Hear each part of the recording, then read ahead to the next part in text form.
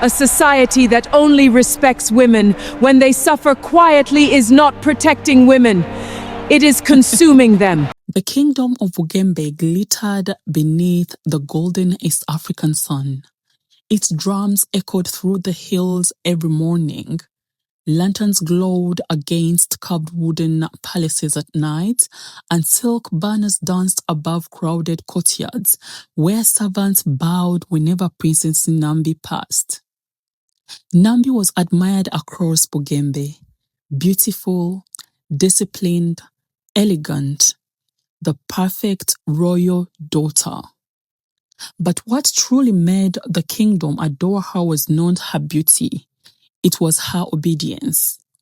Nambi believed women were born to endure difficult husbands, to endure loneliness, to endure humiliation quietly. And any woman who failed to endure had failed womanhood itself. Whenever divorced women were discussed in the court, Nambi would sigh beside the Queen Mother with visible disappointment. Women today abandon marriage too easily, she once declared before the royal court. The ministers nodded eagerly. If a man provides, what more should a wife ask for? The noblemen praised her wisdom. The elderly praised her modesty. The court women applauded her speeches. Nambi became famous across neighboring kingdoms for defending traditional womanhood. Single women especially became the target of her ridicule. A woman who carries herself properly will always be chosen, she said during a royal banquet while sipping on her hibiscus tea. Laughter spread across the ball. Several unmarried women lowered their eyes. One of them was Lady Achene. Everyone knew Achene had escaped a deeply abusive marriage years ago. Rumors of bruises and violence had once spread through Bugembe, though the kingdom never spoke openly about such things. But Nambi did not care. A woman's duty is not measured by her comfort, she said coldly. The room felt silent. Lady Achene stared at her for a long moment, then quietly replied, I pray life never teaches you what compassion could have taught you for free. The atmosphere shifted instantly, but Nambi only smiled dismissively. She thought the woman bitter. Across the hall, Princess Namazi stood silently near the carved palace pillars, discomfort visible in her eyes as the court erupted into applause for Nambi once again. Namazi said nothing, but deep inside, something about that moment unsettled her. And somewhere far beyond the palace walls, life had begun preparing its lesson for Nambi. Months later, the kingdom of Bugembe erupted into celebration. Princess Nambi was engaged to Prince Kato of Butambala. The entire kingdom spoke of him as though he had stepped out of legend. Tall, educated, charming, a warrior with calm eyes and a powerful voice. Women admired him, men respected him. The elders called the union blessed. The royal wedding lasted 7 days. Drums thundered through the palace grounds, dancers filled courtyards, flower petals rained from balconies while lanterns illuminated the kingdom deep into the night. Princess Nambi glowed beneath layers of gold, beadwork, and royal silk. You see, she told Princess Namazi proudly during the celebration, a woman who honors men will always be honored. Namazi forced a small smile, but the Queen Mother looked away quietly because old women often recognize storms long before younger women hear thunder. The first crack appeared only weeks after the wedding. Nambi entered Prince Kato's private chamber carrying warm milk and fruit on a silver tray. Then she froze. A young dancer sat beside him. The girl could not have been older than 19. Kato barely looked up. Leave the tray and go. Nambi's chest tightened. Who is she? The room became still. The dancer immediately lowered her eyes. Kato rose slowly from his seat. You question me already? His voice remained calm. That frightened her more than shouting would have. I am your wife, Nambi whispered. And I am your husband. He stepped closer. Do not become difficult. Something inside her shifted, but pride forced her silence. She remembered every speech she had given about endurance, every woman she had judged, every sermon she applauded. So she swallowed the humiliation and stayed silent. Months passed, then whispers slowly spread across Bugembe. Prince Kato drank heavily. He disappeared for nights. He entertained women openly. And when anger consumed him, he became cruel. Sometimes with silence, sometimes with mockery, sometimes with words sharp enough to cut through the soul. You are not special, he once told Nambi during an argument. You are simply available. Nambi stopped sleeping properly after that. The palace mirrors became unbearable. Her laughter disappeared. Her eyes dimmed. Her spirit slowly began collapsing beneath the weight of pretending. Yet whenever anyone asked if she was happy, she smiled. Because living would mean becoming the exact woman she once despised. And Princess Nambi had built her entire identity around staying. One calm night, Nambi attended a royal gathering beside her husband. The hall sparkled with music and jewels, but she felt hollow. Then she heard laughter. Familiar laughter.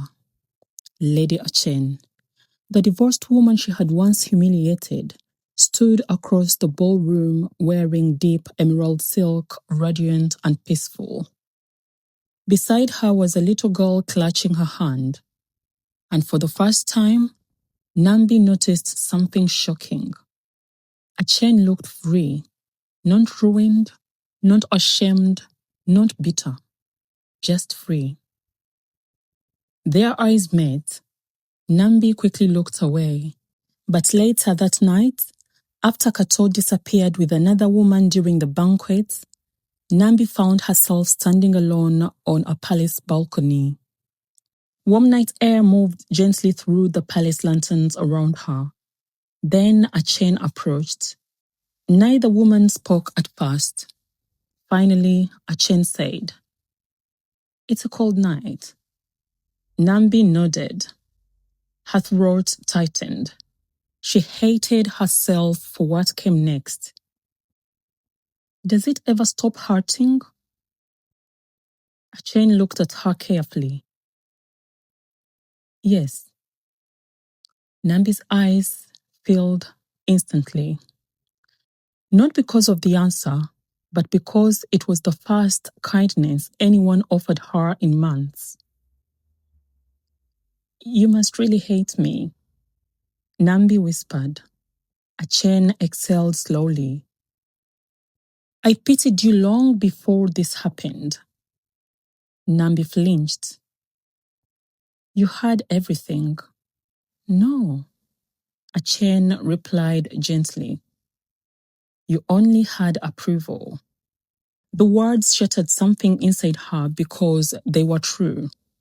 Nambi had spent her life performing for a system that would never protect her once she stopped being useful. The next year changed everything. Kato's cruelty worsened. The kingdom knew, but no one intervened. The same ministers who once praised Nambi now advised patience. The same women who applauded her speeches told her to pray harder. The same priests who preached obedience reminded her that a good wife remains steadfast. One night, after a violent argument, Kato struck her hard enough to split her lip. Nambi stared at her reflection afterward. Blood, swollen skin, fear. And for the first time in her life, she understood why some women live quietly. Because survival often whispers. It does not announce itself. That night, she packed nothing except a cloak and a small leather bag. And she ran. The kingdom exploded with scandal. The princess had abandoned her marriage. The very woman who once condemned divorced women had become one. People mocked her. Newspapers called her unstable. Priests called her rebellious. Noble women whispered behind embroidered fans. Some celebrated her humiliation openly. Others disguised their satisfaction as concern. Nambi thought the shame would kill her. For weeks, she rarely left home. Every headline felt like another wound. Every whisper felt like another judgment. She had spent her entire life building the image of the perfect princess. Now she watched it crumble before the eyes of the very people she had once tried so hard to impress. She finally understood something Lady Achen had known all along. Approval is a fragile thing. It disappears the moment you stop fitting the role people have written for you. But something unexpected happened. Women began visiting her, quietly, secretly.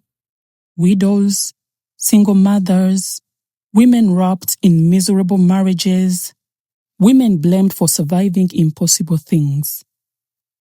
At first, they came hesitantly, as though they feared she might still judge them. Some cried, some laughed, some simply sat in silence. Hour after hour, Nambi listened. Stories of women abandoned after childbirth, women beaten behind closed doors, women financially trapped, women discarded after years of loyalty, women who stayed and slowly disappeared inside themselves. For the first time in her life, Nambi stopped speaking, and she started listening. The stories changed her. Not overnight, not all at once. Slowly, painfully, the women she had reduced to labels became mothers, daughters, friends, human beings. She realized how often people mistake survival for failure. Years passed, so did the woman Nambi used to be. Bugembe began changing with her. Not completely, but enough. Shelters for women were built across the kingdom. Marriage laws were rewritten to offer greater protection. Women gained the right to own property independently. Widows and divorced women were welcomed once again into the royal ceremonies. Young girls were taught that dignity did not require suffering. Some people never forgave Nambi. Others called her a hypocrite. She accepted both, because transformation is rarely graceful. And redemption does not erase the harm that came before. One bright afternoon, Princess Nambi stood before the people of Bugembe once again.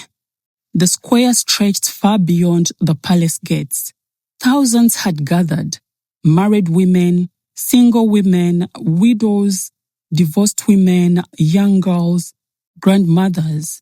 For the first time in Bugembe's history, they all stood together. The crowd waited. Nambi stepped forward. She began.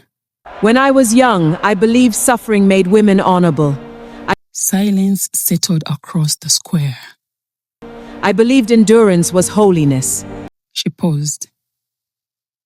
I believed silence was strength. I was wrong. Her eyes traveled across the faces before her. Women she once would never have understood.